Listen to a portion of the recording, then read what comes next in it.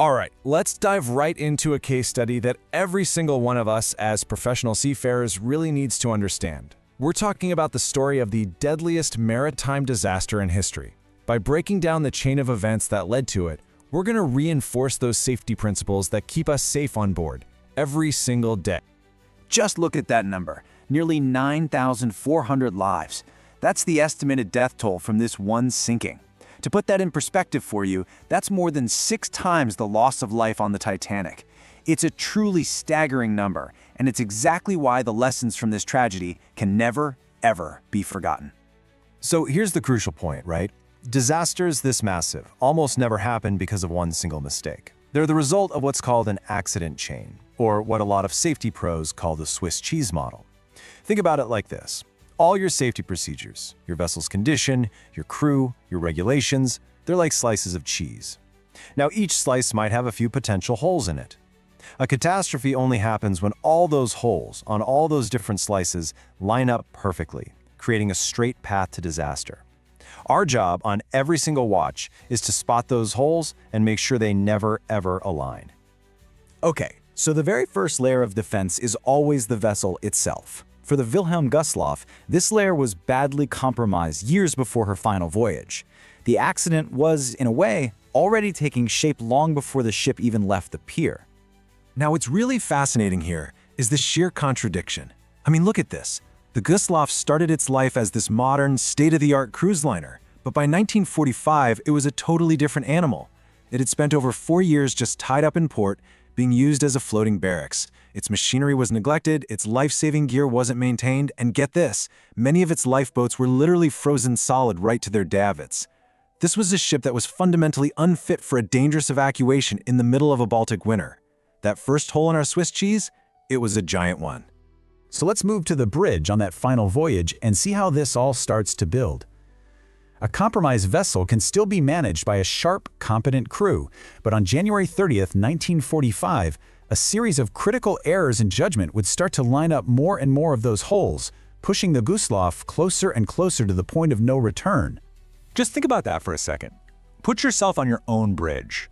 Right now, what's the protocol when there's a professional disagreement? Well, there's a clear chain of command, right? There's a process for making a final, safe decision.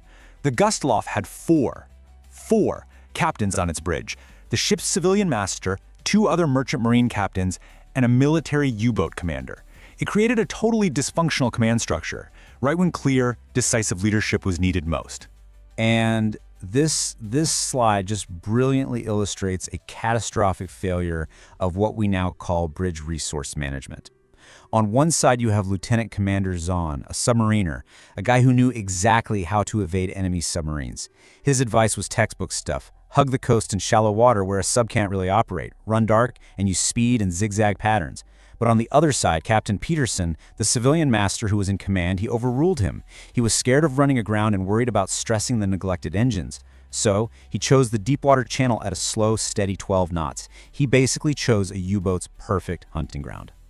And this timeline just shows you how the errors compounded, one after another. They leave with a single, totally inadequate escort. The conflict on the bridge leads them to take the wrong route. Then, around 6 in the evening, this vague, unverified radio message comes in, warning of a friendly convoy up ahead.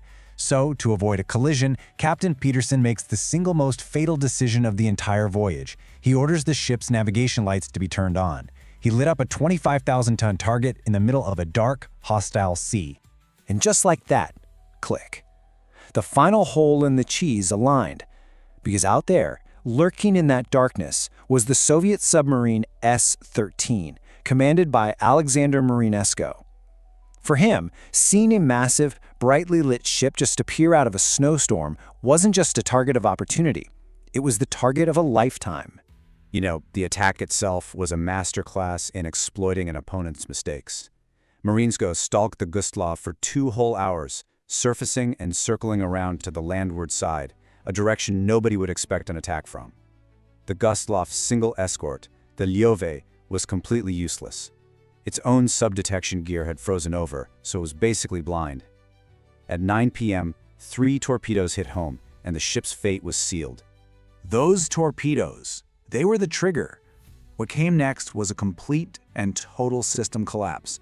Every single emergency system that should have saved lives failed, one after another, in this just horrifying cascade. The third torpedo took out the engine room, killing all power and all communication in an instant. Panic just replaced procedure. The watertight doors sealed like they were supposed to, but they ended up trapping hundreds of crew members below deck. And here's the direct result of those 4 years of neglect we talked about. Most of the lifeboats were frozen fast. The few that could be launched were on the starboard side, but as the ship listed heavily to port, they became completely useless. For the thousands of people who went into the water, well, with the air at -18 degrees Celsius and the water at 4 degrees, survival was a matter of minutes. These are the words of a survivor, Paula Nust. This is the human cost when that accident chain is allowed to run its course. A complete failure of machinery, of procedure, and of command. All of it ending in an unimaginable horror as the ship sank in less than an hour. So why do we study this? Why do we go through all these grim details? We study it because our primary job as professional mariners is to be chain breakers. It's to recognize these holes forming in our equipment, in our procedures, in our own decision-making, and to act decisively to stop them from ever aligning on our watch. And this is exactly why this matters today on your ship. Every single one of the Gustloff's critical failures has a direct countermeasure in modern maritime regulations. That command conflict on the bridge, that's why we have the ISM code and mandatory BRM training. The equipment neglect, that's why we have SOLAS and rigorous planned maintenance systems. That poor decision-making, that's what proper passage planning and risk assessment are for. A failed evacuation, that's why the LSA code and regular drills under STCW are completely non-negotiable. These rules, you have to remember, are written in the blood of disasters just like this one. You know, when you boil it all down, it all comes back to this one thing: situational awareness. This is the fundamental defense that just collapsed on the Gustloff's bridge. They failed to perceive the very real threat from submarines. They failed to understand the massive implications of turning on their lights, and they absolutely failed to think ahead to what might happen next.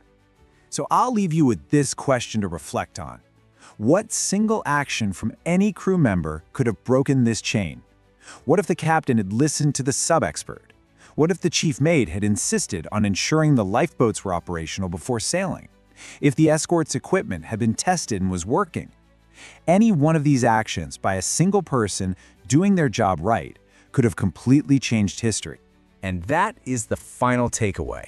Accidents like this, they are not acts of fate. They are built, step by step, from complacency and a breakdown in procedure. That chain is broken by professional discipline, by clear communication on the bridge and on deck, and by the actions of every single person on watch. It's broken by you.